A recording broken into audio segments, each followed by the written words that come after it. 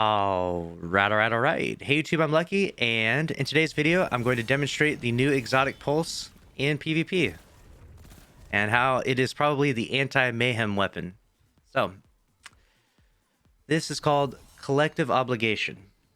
You get it from doing the raid, the Vow of the Disciple, and it has the perk Humble Sustenance on it. This weapon's magazine is automatically reloaded when you gain Devour, a Void Overshield, or become invisible. So that seems like a good added benefit, just to be able to fire the weapon indefinitely, but there's nothing too crazy about that. You can get Devour on your Titan and Hunter now. Overshields on Titan would be crazy, and going Invis on Hunter as well.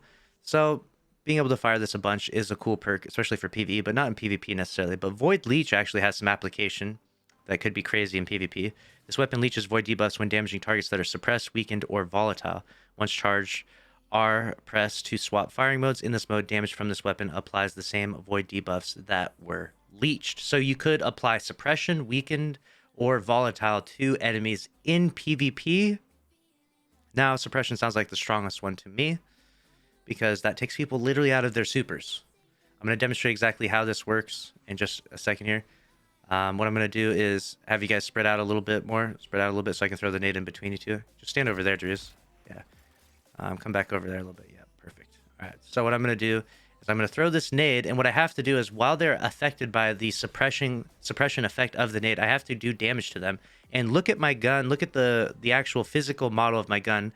The tip of it is the beginning. I have 0% progress, and as I damage them while they're suppressed, I will gain that progress. So watch this right here.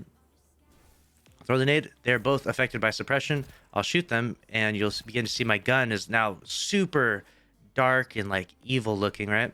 Because I've gained that suppressing effect on them.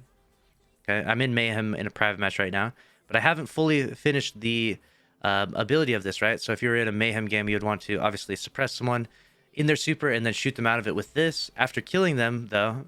So if I do this and I were to actually fully kill someone, he's got, you can see there, now I have Void Leech charged.